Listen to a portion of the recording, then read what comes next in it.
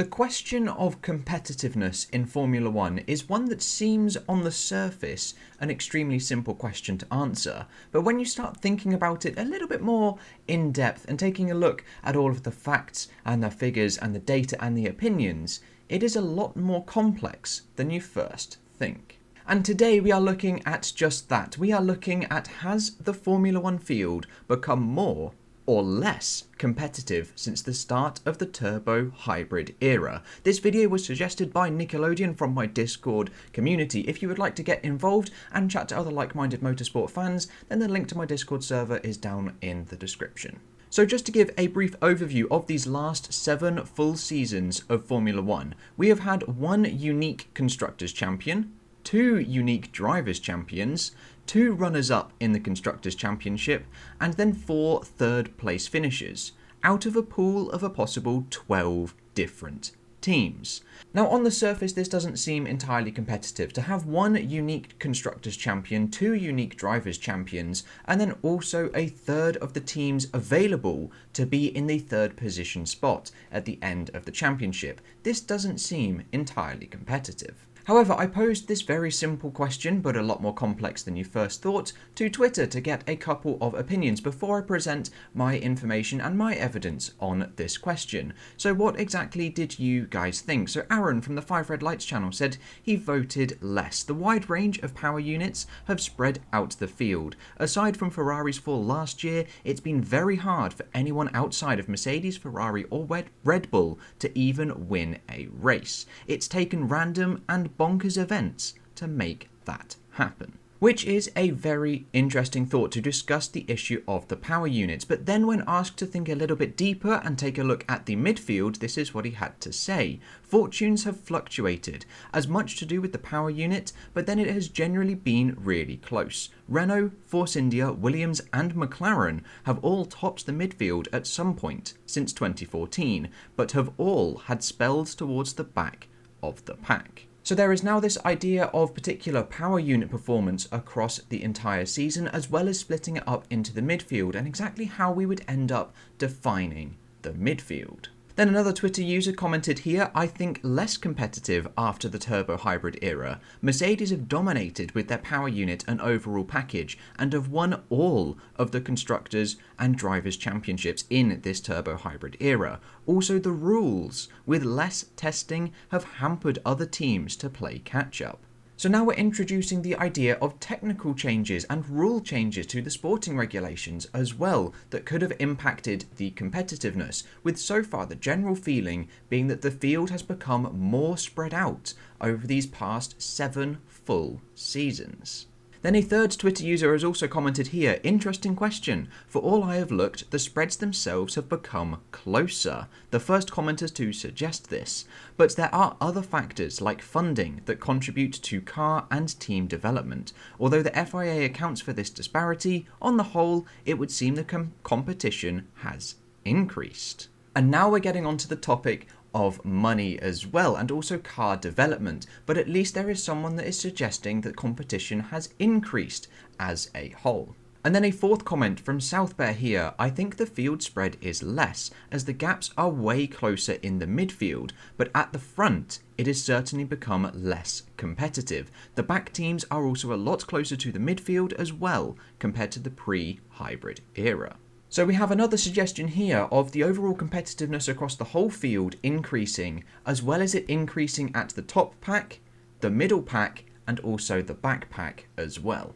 With the final comment coming from a user who provided all sorts of data and statistics on the dominance of Mercedes, but when pushed to suggest if the field has become more competitive, this is what they said. Not really. And if so, it was a marginal increase. Force India's success came with close collaboration with Mercedes and the debacle of powerhouses like McLaren and Renault.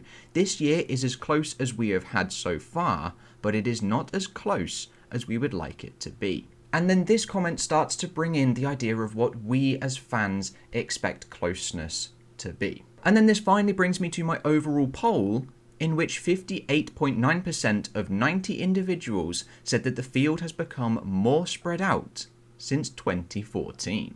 And then finally, I've just got a quote here from Ryan from the Ryan F1 channel. Since 2014, the field has mutated drastically, but in the end, here we are, 8 seasons later and pretty much where we started. So I'd say it stayed the exact same level of competitiveness, but with different teams switched around.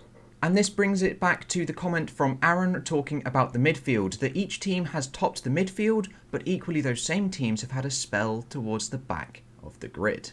So what I would like you guys to do now is down in the comments below is leave your opinions on this topic. Has the field of Formula 1 become more or less competitive since the start of the 2014 season? And then after I've presented my evidence on 2 main topics, come back to the comment and then see what you think. And so we will now jump on in to my evidence that I'm going to give on this area. We are going to take a look at 2 main topics, the championship standings as well as the percentage pace across the entire season. And we will start with the championship standings, and we'll pull up the 2014 list here. Now, to account for the differing number of races in each season, I've had to come up with a standardization method. And this method starts by dividing the total number of points by the maximum points achieved by the winning constructor, in this case Mercedes, dividing everything through by 701. And then from this divided by the max point range, I then take the natural log to the base 10 of this range, and then we end up with a nice small range in which we can plot this on a graph to show the nice points distribution. And this will average out each of the different seasons of varying lengths. So we then end up with a graph that looks a little something like this, the logarithmic points difference to the champions. Now this is the entire grid of point scorers. And we can plot on those 2014 numbers, and the spread looks a little bit like this. We can see that there is a nice clumping of the midfield teams, where there is then a bit of a disparity back towards Toro Rosso, Lotus, and Marussia. Then doing the exact same to 2015, we can see the overall spread is a lot closer. It then spreads out significantly in 2016, gets closer again in 2017, closer again in 2018, and then starts to spread out once again in 2019, and in 2020. Then the easiest way to measure the spread of these ranges is by calculating the standard deviation of all of these dots. And then we can plot these standard deviations on the graph, and we can see it looks a little something like this. 2014, 15 and 16 it was a bit of a fluctuating trend, and then from 2017 onwards it was a fairly consistent trend. Then throwing it back to GCSE mathematics, we can apply the trend line to this range of standard deviation values, and then calculate the straight line equation as well, which is in the top right. Y equals 0.0021x. That is the most important value here, the positive value before the x. This is the gradient of the line, and it shows that it is increasing. So the field is becoming more spread out in terms of points. However, the value is extremely small, so it is only a negligible increase over time. Equally, there are some pitfalls with looking at the championship statistics. This does not correlate to particular car pace overall, and we can't really see exactly how big the gap is between each of the cars. But what does this look like in terms of midfield? Like some of the commenters suggested, has it impacted the midfield? This then begs the question, how do we define the midfield? And for me, I have simply just removed the top teams and the bottom teams, and then with whatever I'm left with, that is classified as the midfield, and then we end up with something that looks a little bit like this. And then once again, plotting on the standard deviation, we can see the line looks a little bit like this. A lot more of a consistent trend than what we saw across the entire grid. Then once again, plotting on the trend line and working out the equation of a straight line, we see that it is a negative gradient. So the midfield is getting comparatively closer in terms of the championship standings. But once again, it is only a negligible decrease over time. Now, the whole factor of determining what is the midfield is again a topic of extreme conversation. It is a term that we throw around extremely easily without really knowing what constitutes the midfield. Do you have to finish best of the rest a certain number of times? Do you have to achieve a certain number of points? Does it equate to your team's funding? Does it equate to where you finish in the Constructors' Championship? What if you finish in P6 but you are over 200 points behind P5? Do you still fit in the midfield? Are you at the back of the midfield or are you at the backpack? But you could be 100 or so points ahead of the people at the bottom of the field. So where does that P6 team sit? And this was the main issue for me in determining what exactly constitutes the midfield, which is why I simply wiped away the outlier results at the top and the outlier results at the bottom, and then whatever I was left with, I classed as the midfield. But now moving away from the championship standings and taking a look now at the percentage pace across the season. So let's just take an arbitrary amount of laps from driver A and driver B. We have the start where the laps are slightly slower, and then we have a range of 8 laps that are fairly consistent. These laps then get put into my clean air algorithm, which determines if the lap was set in clean air. Now this clean air lap does vary between track to track, and then we end up with a selection that looks a little something like this. Some of the laps are removed and some of the laps are included. Then across the full range, I exclude the top 2 fastest times and then the slowest 25% from the overall range across the whole Grand Prix. It is then this range that is then averaged out for driver A and driver B, and then a percentage difference between the two is calculated by doing 1 minus the smallest time divided by the time that we are after. And then we end up with driver B being 0.43% a lap slower than driver A across the entire Grand Prix. And the reason for converting it to percentages is to be able to compare each of the races across the whole season, and then each of these percentages are averaged out across the whole season in order to determine the driver pace order. Then to work out the team's order, I then simply take the smallest percentage value of each team, and that is then the team order across the entire season. However, this has meant that I've had to crunch every single racing lap since the start of 2014, and that has come to a total of 156,615 racing laps analysed. So this video has involved a lot of number crunching. But then we end up with a graph that looks extremely similar to the championship standings one. It is the percentage pace difference across the entire season. Then once again we can plot on the dots for 2014, and we can see that there is an enormous pace difference between Mercedes at the bottom on 0% and Red Bull, who was the second fastest car in 2014, extremely close to Ferrari, Williams and also McLaren. There is then a big drop off to Force India, a big drop off back to Toro Rosso, Lotus and also Sauber, with Caterham and Marussia at the back. 2015, there is then an even bigger spread with Marussia miles and miles off of the pace, with Ferrari coming significantly closer to Mercedes, but that gap opening up between the top 2 and the midfield. 2016 is where we start to see the 3-horse race between Mercedes, Ferrari and Red Bull, as they are now leaps and bounds ahead of that midfield group of Force India, McLaren, Williams, Haas and also Toro Rosso. 2017, it's very, very similar, but once again, the gap between the top 3 and the midfield is extremely spread out, and it is Ferrari who across the entire season had the faster car than Mercedes.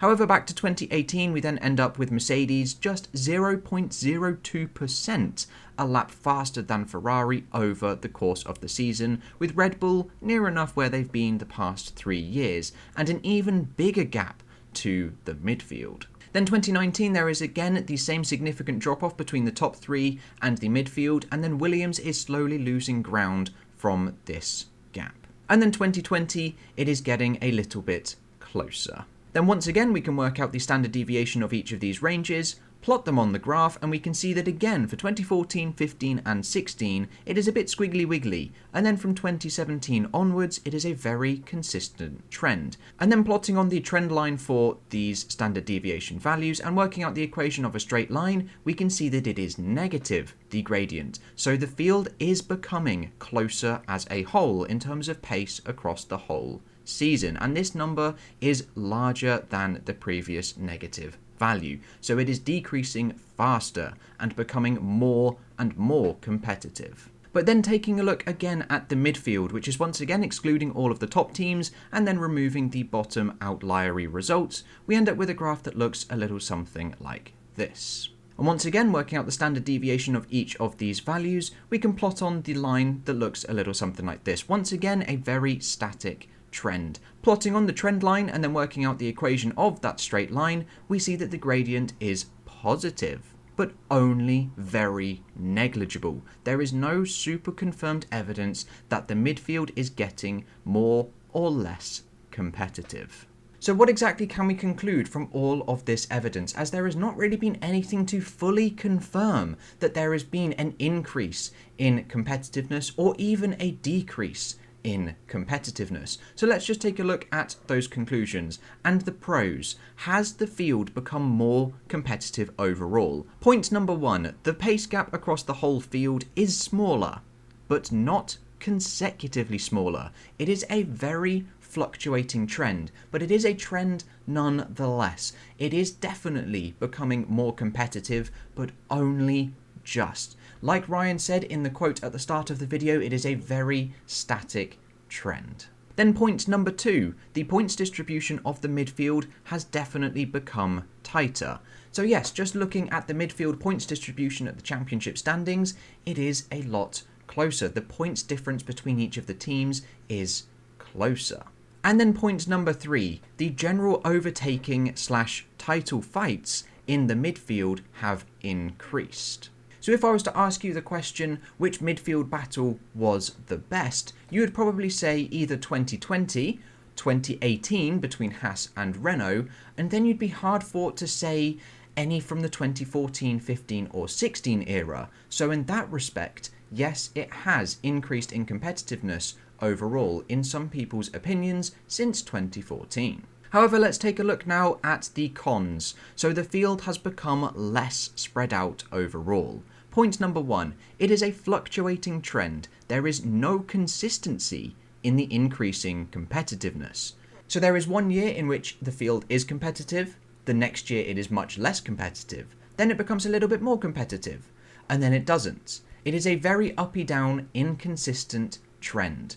But the trend overall does suggest that it is becoming more competitive. Then point number 2, the rule changes affect this significantly. The field tightens and then it spreads. And we can see that clearly taking a look at the progression from 2014 to 2016 and then taking a look at comparing it to the 2017 results when that massive regulation overhaul occurred and Ferrari actually came out with the fastest car. The field was slowly progressively getting a bit closer from 2014 to 16, and then 2017 it spread back out again. And then finally, point number 3, the overall gap from the midfield to the top teams has increased up to 2017 and has only just started to come back down. So the trend observed in terms of the pace gap from the midfield to the top teams is a nice bow shape, an inversed bow shape. It increases over time and then it is slowly coming back down. So the field spread is slowly becoming a bit more competitive, but it was definitely not competitive in the middle portion of the turbo hybrid era. And there we go, there is my evidence on this question. Has Formula 1 become more or less competitive over time? Please let me know in the comments below what exactly you think, and also don't forget to get involved in my Discord server down below in the description. But that is all I've got for you today, guys. I hope you have enjoyed this style of video. If you have any suggestions of improvements or other ideas of your own that you'd like me to take a look at, please let me know. But that's all I've got for you today, guys. I hope you have enjoyed, and I will catch you in the next episode with whatever and whenever I decide to make it. I'll see you guys then.